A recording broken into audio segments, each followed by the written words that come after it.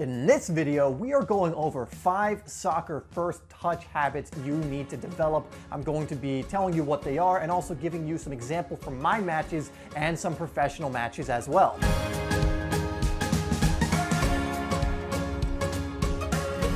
Yo guys, it's Dave here from Simplysoccer, where we are helping you to improve your game and stand out on the pitch. And on this channel, we release daily soccer tip, technique, and training videos. So if you haven't already, hit that subscribe button and that bell icon so you don't miss any new content that we release. Now, I believe ball control, and especially first touch, is one of the most important skills in the game. So I want to go over some of the habits in this area that you should develop so you're doing well and with your first touch in different situations. So number one is touching away from pressure. And this will not apply to every situation, but when you're in a congested area or you're trying to retain possession, you usually want to take your first touch away from pressure so it gives you the space to either pass it off or do whatever else you're going to do. Especially in congested areas, you want to touch away from pressure. Number two is kind of playing off that a little bit, and it's protect the ball. A lot of times you'll get the ball and a defender will be on you immediately and you'll want to protect it so you retain possession. Again, not every situation will call for this, especially when you have more space or you're trying to maybe turn a defender.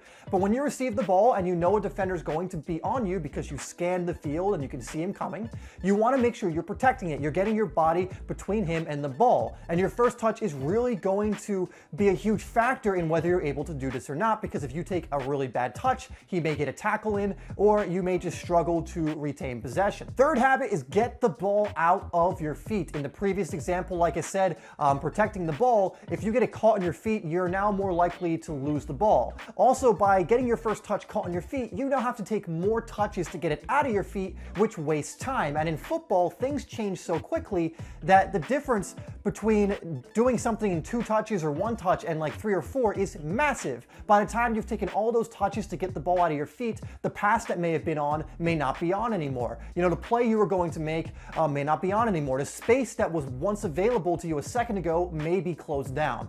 So you want to get the ball out of your feet as quickly as possible. Now, obviously there are situations, again, where you may not do this, where you want the ball closer to your feet, again, when you're trying to protect it. But for the most part, if you get it caught in your feet, you're just going to have to waste time taking additional touches to get it out of your feet. Speaking of your feet, habit number 4 is getting it down to your feet as soon as possible. And again, we're talking in generalizations right now, because there will be situations where this is not the case. But if the ball is lofted to you and it's in the air, you usually want to get it to your feet as soon as possible so you have more options. Usually when the ball is in the air, you're more susceptible to be tackled, lose the ball, or not played as accurately to a teammate or whatever else you're trying to do. So you want to get it to your feet as soon as possible so you have a greater control over the ball. You know, of course, there are exceptions to this, like maybe you're flipping it over people's heads and you're able to control it while it's in the air, or you're one-time passing it out of the air. But for the most part, the sooner you can get it to your feet, the sooner you can do whatever it is you're going to do. And the final habit is a big one, and this is kind of more of not so much a quick fix, but something to be aware of, and it's situational control.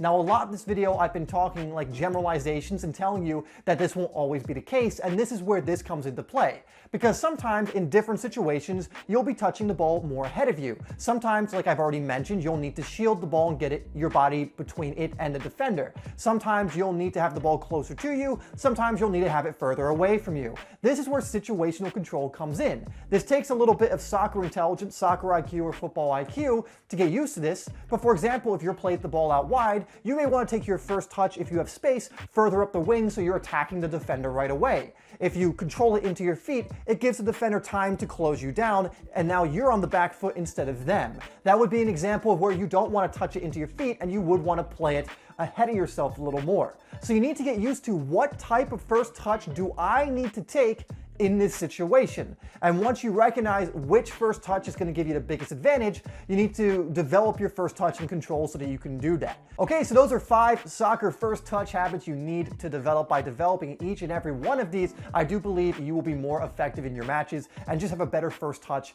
overall. Remember, it's not just the technique you need to get good at. You need to get good at reading the situation and understanding what type of first touch you need to take in it. All right, guys, so thank you so much for watching this video. Please like it and share it if you enjoyed this content or learned something new. Please subscribe if you haven't already to Simplysoccer for more daily content like this one. I will also put 2 videos up on the screen so you can continue to watch and improve as a player, and I will see you in the next video.